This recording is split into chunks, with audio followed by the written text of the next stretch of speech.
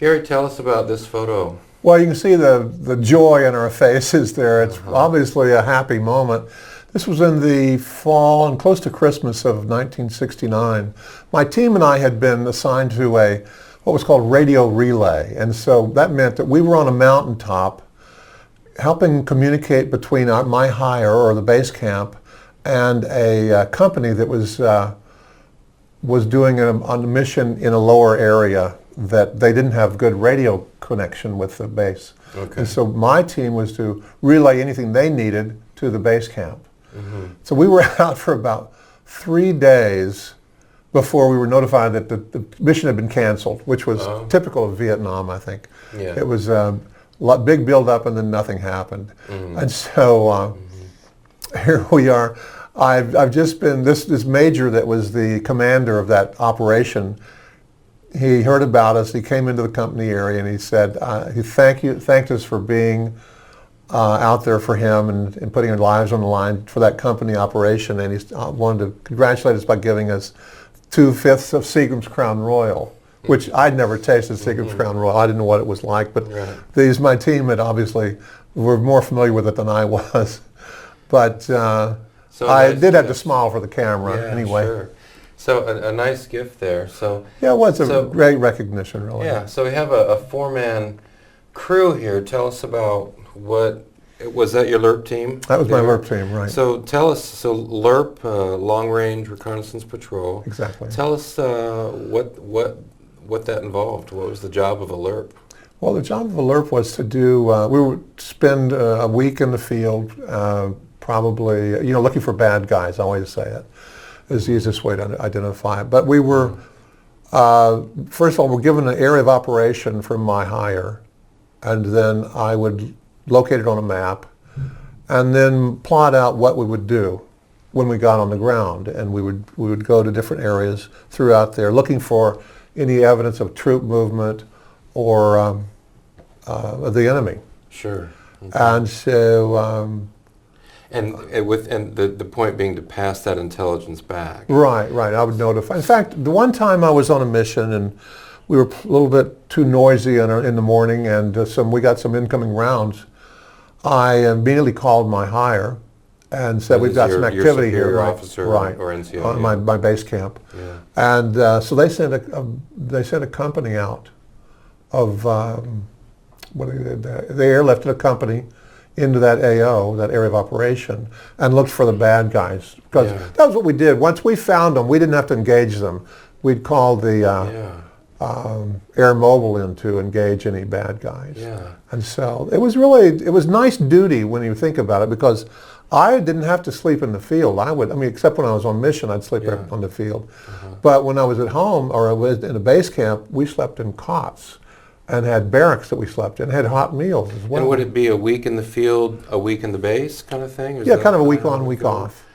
Yeah. What would you do back in the base for that week? We had different jobs. I did different jobs for the old man. The first sergeant would have me.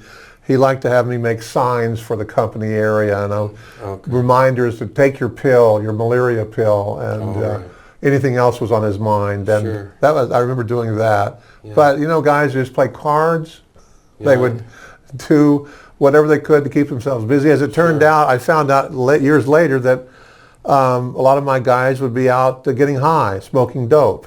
Off the company area, of course. You're there 69, 70, which is when I think that stuff really ramps up. That's right. So, this is back at the base. Right. Then guys are doing drugs. How about when you're out on patrol? No. Well, they were totally sober when we were on patrol. I trusted these guys, and they promised me they wouldn't do anything like that when they were out. And they were, had one guy walking point, another guy walking our tail. Sure. And we relied on each other for our lives. That's a pretty small number. It was. But I say it was unique because I was armed to the hilt. I didn't have a machine gun, but I had an M16, and we always had a grenade launcher, and we'd have Claymore mines we took with us, and we'd set those out at our night locations, and grenades and smoke grenades, which we would use for getting picked up. I was fortunate in that I didn't have to. I never had to engage the enemy the whole year I was there. Yeah. I mean, part of your job is not to do that, right? Well, that's true, Yeah, but right. I mean, I didn't. There was never ever occasion where that would have come up. Now, did you ever set up ambushes or anything? You know, I set up one ambush. That Okay. we never pulled it because no one came by it. Wow. Yeah, And, that's interesting. Now, you were in Pleiku. That was my or first that assignment, area, right? or in the Central Highlands. Right. And so I think in a different conversation we'll talk about that particular environment. Okay. That was So- an interesting area. How many week-long operations did you do then in your year, roughly? You know, I would say I did at least a dozen. Okay. So about 12 weeks. Lure out there. patrols, Yeah. yeah. And that whole time, no firefights. Not a No, single it's like I firefight. say, it was a real. That's It was surprising. dumb luck and my mother's prayers, I'm certain. Yeah, yeah. So this is something you were saying before the camera started running, is that, you know, you feel like relative to a lot of other Vietnam vets, you had it pretty good. Yeah, you we really did. You were Well, pretty you know, lucky. for a number of reasons, my assistant team leader, his name was Bob Holman. Bob Yeah. came to us when he was offered the chance to go with a ranger company. And he said, I looked at that, and he said I could stay in the field and live in a foxhole, or I could go and live in a barracks and take a bath once in a while. He said it wasn't a tough decision, so he Yeah. signed right up. But Yeah. the guys were in the field in line units, or line companies they called it. They were engaged by the enemy regularly, Sure. and were either being shot at or were shooting at Yeah. the Yeah. enemy. Now, so you mentioned that of the about 12 patrols, 12 weeks total out in the country, and you never had an occasion to get into a firefight. How many of those times, though, did you come into visual contact with the enemy, or you could see the enemy and then reported, you know, sent in reports so that You know, then that's other an troops interesting could question. act I would say probably, you know, less than a handful, on. really, less So than a maybe handful. a quarter of the time, something Yeah, like that. yeah. 3 or 4 times. And was it mostly North Vietnamese, mostly Viet Cong, a mix of both? You know, there were times where we ran into, one time on one mission, we ran into what I thought was just farmers, 2 farmers and a wife. And we captured them thinking, oh boy, we're going to get an R&R because we've captured some VC. And yet when my hire interviewed and interrogated them, they said, no, they're just itinerant farmers, so they're just doing their thing in their country, you know.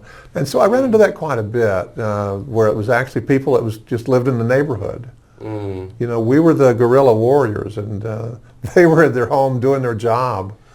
That's one of the challenges of the war, though, right? Yeah. You really don't know who's friend and who's No, he foe. didn't. Yeah. Well, let's look at this photo here, and just when you see, this is a photo of you. When you see this photo, what particular memory or what thing comes to your mind? You know when what see comes to this my mind? photo? It looks like a selfie I took with my iPhone. Sure. But, you know, I think I took that picture because it typified the way we looked before Yeah. we went in the field. We put camouflage fatigues, of course, and we wore floppy hats, like you see in the same picture. And but my face was all done up with the camouflage. I'm trying to think of the word we used, but we put that stuff, the grease paint, so to speak, to play down the whiteness and the chininess of our cheeks. Right. Yeah. And so that's all. I don't remember the particular mission we were on, but that smirk on my face is typical of how we felt before going out. Yeah. Oh boy, here's another mission. There we go. not knowing what's coming. Okay. Well, we'll end this conversation here, and we'll have a couple more. Thank Okay. you. Appreciate it. Sure. Gary, we're looking here at photo and one of the operations you were on as a LRRP, the Long Range Reconnaissance Patrol. Tell us about the environment that you worked in Vietnam. Okay.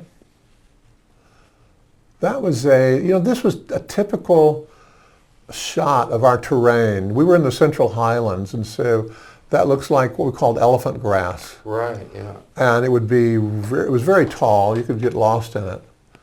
But in fact, it looks almost like my last mission, which, if I could recount, we were inserted into, actually, the terrain looked more like a banana plantation.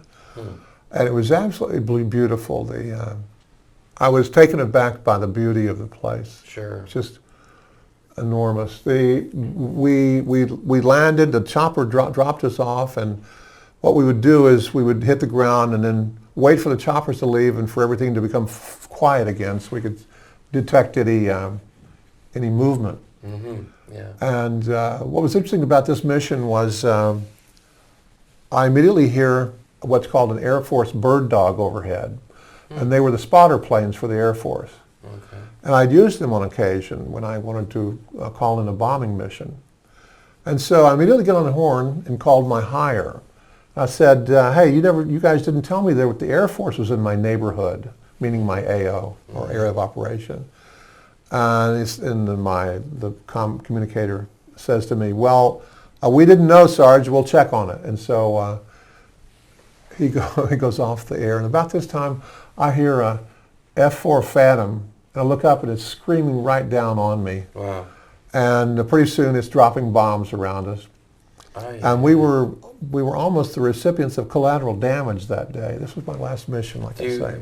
Did you learn what happened? Why? Well, Why did that happen? the spotter pilot comes on my comm line. He says, "Oh, sorry about that, Sarge. We didn't know you were down there."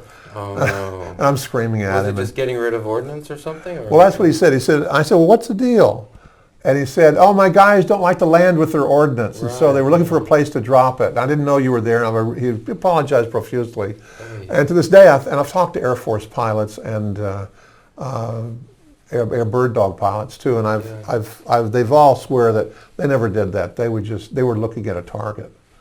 And so true that they didn't. The intel was bad. He probably thought we were bad guys, and he was going to take us off the map. Wow. And so it's just, like I say, it was just a miracle because deadfall was flying all around us, and I had concussion. Practically, it took me an hour before I could hear again. Jeez. And that was my closest call in Vietnam. Yeah, and it was from a friendly. From a friendly fire. Oh boy! So we saw this. We saw this photo. You mentioned the elephant grass. Now, often, what veterans, the next thing they say, well, there are two things that they usually say after elephant grass is mentioned. One, that it was very sharp and would cut you up, and the other was that the leeches were all over it. How about in your case? I never ran into leeches, but I thought you were going to mention the other thing was what we called wait a minute vines. Oh, right. There was a lot of vines in the country, and if you had to go through the vines, they would grab hold of everything you were wearing, and you couldn't hardly move. It'd take you just a few minutes to go a very short distance. Sure. Yeah. And so that was part of it. This particular elephant grass was not so bad, but as you can tell, it's very tall, and it's very typical of what we went through. Now, I imagine you would stay off trails. Right. Or, We would monitor trails, is what the term. Monitor trails. Yeah. Reminds me of that. Yeah. Let's look at the next photo here. Who is this? This is my point man, Billy Powers, and Billy's claim to fame is, I didn't know this when we were in Vietnam. I still talk to Billy, and he explained to me that he was in front of a judge one day, and the judge told him, says, "Well, young man, you can either go to jail or you can go to Vietnam."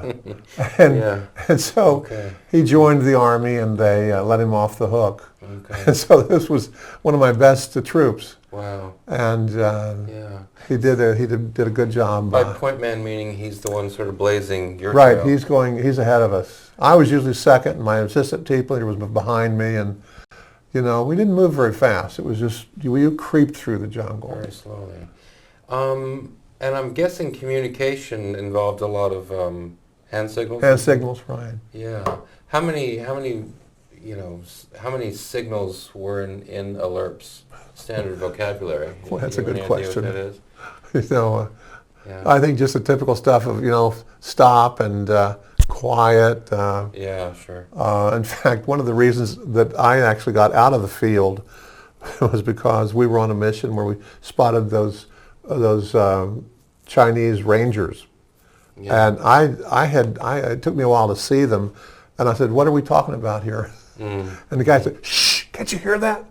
I go, "No, I don't." And so my men noticed that my hearing was going bad. And being around guns a lot, being around loud noises and explosions, it just did a number on my ears. In fact, to this day, I wear hearing aids supplied by the VA because of my hearing issues. I had hearing damage That's linked to from the war. that time in the Yeah. service. Now let's talk about this incident. Then you see these Chinese Rangers, and you hear vets say this a lot. Chinese forces were in Vietnam helping the VC and the NVA. So how did that play out? You see these Chinese Rangers, and then what? That's a good question. 'Cause I don't know. I've often thought about that. What happened to those guys? Okay. And I don't, You called in fire on them or no? No, we didn't. We didn't. In fact, I was wondering. I questioned that myself. Why didn't we do anything with those guys?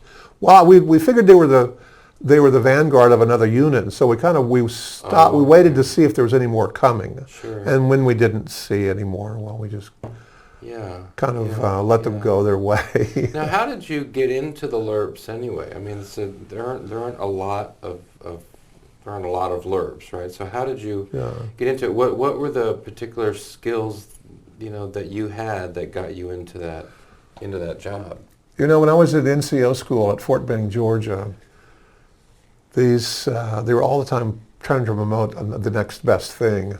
And some guys came through and demonstrated in one of our company sessions what it was like to be a ranger. And they had these guys shinnying out on a long rope and then dropping into a lake and swimming to the shore, and that was part of the glory.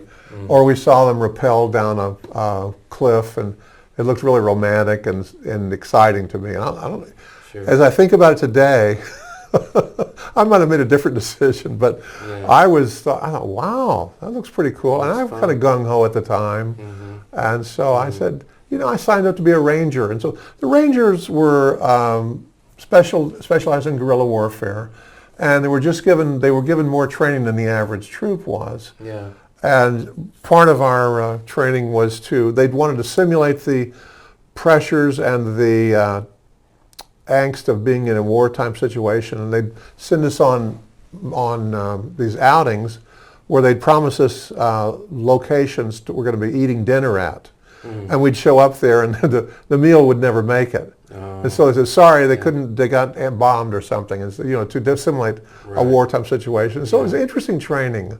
I always hated the way I was treated there. Yeah. But I guess they did it because I think that training kept me alive over there. I didn't stay gung-ho while I was there. I was kind of put out with the performance of the way we conducted the war. And well, talk a little bit about that. What sort of things did you experience that? Well, the saddest part was that not us in particular, but I can say there was one mission where we went on what was called a POW raid mission, and it was a battalion-size operation where a couple hundred troops went out, and we went by helicopter, and we were inserted one day. We trained for a week, special training to how we were going to encounter these POW issues, and we didn't know what to expect, but we did go on this mission. And we found out that they had already been moved by the time we got there, and there were no POWs. And so I think that was typical. In fact, we often heard that the people in town knew about the mission before we did, or they knew that we were going on a mission. So intel was a real problem. Meaning that you had people working on the base who caught wind of what was going on, and then they would report back to the locals. I guess that's probably they had their own communication. Yeah. It's like when I was at On-K or Camp Radcliffe, I was just recently talking with a helicopter pilot who was there at the same time. I said, there was some sappers that infiltrated the base one night and blew up 17 helicopters. Just said, that was one of my helicopters, he told me. I said, I remember that. Wow. So I mean, there were ways, they could get into the base. We figured they were camped underground somewhere. Mm-hmm. Well, they did have their tunnels, Coochie, the elaborate tunnels, and all of that. So that was typical. We'd often hear of line units that go and they would take a mountain or take an area and get rid of all the bad guys and then leave it. I only have to go back and do the same thing again. It was conducted very poorly, we felt. And it was demoralizing to see that happen. To lose guys taking an area, taking a hilltop, or keeping Quezon, for example, out of the hands of the enemy, only to leave Quezon. That's sort of the classic case, right? Yep. Sort of walk away from Quezon. Yeah, it's such a different war from World War II, right? This is a war of body count, isn't it? So, well, as you look back now, 5 decades later on the Vietnam War, you mentioned at the outset you were gung-ho. During the war, maybe you see things that lead you to, to have second thoughts about the war. Mm-hmm. When you look back on it now, what are your thoughts about it? Well, I tell you, it's taken me years to really come to grips with this, but I was really disillusioned by it. As an American, when I was there, I was disillusioned by the conduct of the war. And when I came home, I remember I was depressed because I felt like I'd gone there with the intent of doing something, but I didn't feel like there was nothing I had done forwarded the goal of the war, which was to remove communism from that country and free these people that were imprisoned by communism. Sure. And it's only through the years I've had therapy and I've gone to reunions with my troops, and I currently meet with a group of Vietnam vets every Wednesday. Do you? We get together and we don't sit around and talk about the war, but it's good comradeship, and we've all been through war, and so we trust one another. Right. And there's a real camaraderie there and a fellowship of suffering, I guess. So today, I'm proud to be an American. I'm proud of what I did there. I served my country honorably, and I'm proud of that. I wouldn't trade that for anything. Yeah. It's interesting. I've had 2 boys, and they're grown now, but I never encouraged them to get into the military. And I got to tell you, if it was to be done again, if I was to have children again, I would encourage them, because what it did for me was it provided me a chance to grow up and to have some responsibility. Sure. And I think that the draft is good for that. It made me grow up. Sure. And so it was a good thing for me, really. And as I look back on it, if I had come out of the war differently, I might feel differently, of course. Right. So you're glad you served in the military and got a lot out of it. Are you glad you actually went to Vietnam as well? That you had that experience as well? Yeah, that's a good question. It was a good experience for me. I met the Vietnamese people. I thought they were terrific. I enjoyed the people that I met. Yeah. I've recently come across a dermatologist who I said, "Doctor, were you born in Vietnam, or are your folks from Vietnam?" Because he was obviously Vietnamese. And he said, "My folks are from Vietnam." I said, "Whereabouts?" He said, "A town called Ban Mi Thuot." I said, "I served in Ban Mi Thuot. That was one of my base camps was there." It was really interesting to do that. Yeah.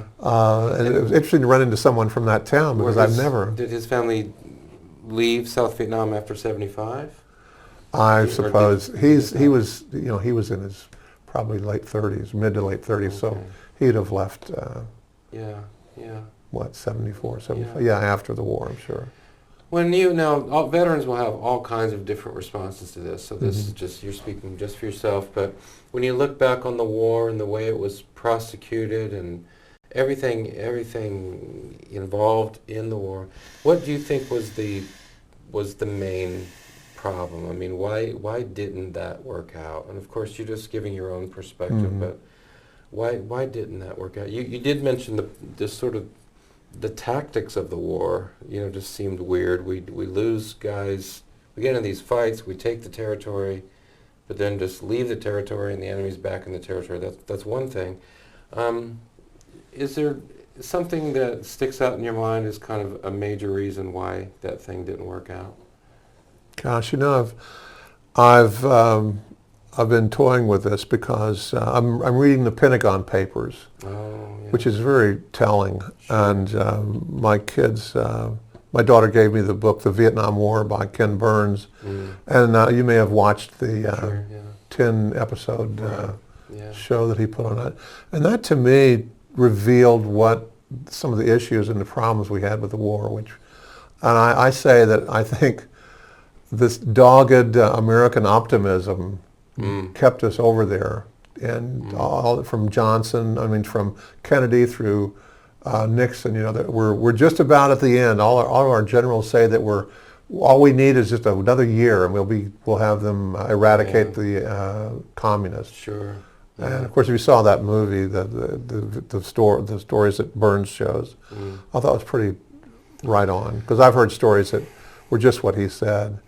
The government in the South was corrupt, and it was difficult to get any cooperation with them. And this is the ones we were trying to free. Yeah. My own view right now is that that's probably the most significant thing is just the endemic corruption in the South Vietnamese government, and the fact that it did not inspire loyalty in the people. Wow. You know, and I think you're absolutely right. and now in your job as a LRRP, though, you probably didn't have to work very much with the ARVNs, with the Army of South Vietnam. I didn't. Yeah. It's interesting. I never came that close to the. Oh, well, in my last assignment, this is interesting. I was relieved from my duties as a ranger, and I was assigned to a headquarters company where I took MedCap teams out into the local villages. What's and that was my MedCap's where we'd conduct medical inspections, or I call it doctoring the cuts and scratches of the locals. Sort of the Hearts and Minds program. Yeah, that's exactly what it was. It was called a civic action, and I would take a medic out, and we would go, and we would be armed, of course, but we'd take a truck out, and we would. I conducted some dental inspections for them as well. We had a dentist come, and people would come from miles around to have their teeth looked at and checked on. Yeah. But that to me was really fulfilling. I felt like we were doing something that was effective, because we were helping the people. Yeah. And then, so that was a rewarding part of my job. I was no longer acting as a LRRP, but I was a team leader. I had generally about 6 guys would go with us. Sort of doing on the helpful side. On the health side, doing health. And I did have contact with locals then. And they'd often invite us into their homes, and we'd sit and have tea in the afternoon, which was fun. And but we couldn't speak a bit of Vietnamese. Now, some veterans say that they have not the slightest interest. They would not. Even if somebody said, "Here's a free ticket, free hotel, everything's paid for, you can go back to Vietnam." A number of vets have said, "I would have absolutely no interest in that." And then, of course, many other vets do go back to Vietnam. How about you? Oh no, I would. In fact, I have friends that have gone back, and the stories they bring back are just tear jerkers. I have a good friend who is. He was the captain. He was the CO of a line unit, and he said he went to a museum, and I think they were in Hanoi. I'm not sure exactly, but at this museum they had dioramas and pictures of different battles from the war. And he said, I was looking at this battle scene, and it was I think the Ai Drang Valley. He said, I was in that battle, and this docent was with him. He had. I had one arm missing and had one leg, or half of his leg was gone. And he was saying, the American firepower was just so awesome. It was just amazing. He says he said, my company went into this battle, and there was like 200 men, and 10 of us got out alive. And Patrick said, I looked at that guy and I put my arm around him, and he said, we were just boys doing our job. They shed a tear, both of them did, and I thought, wow, wish I could have been there with him. And my kids have both gone back, oddly enough, my daughter and my son. Did they go to the area, basically the area you served in? No, or- they didn't. But they just went to see Yeah. what the country was like, and I'm sure because that it affected their dad so much, they were Yeah, curious. What's this place about? sure. And Well, I'm I've glad- always respected that. Yeah. Well, I'm glad we've been able to make these videos so they can Yeah, they can maybe so. hear, Learn hear something. hear you talk about them. Excellent. Well, thank you very much for spending time with us. I appreciate it. It was a pleasure. Thank you for having Yeah, us. appreciate it.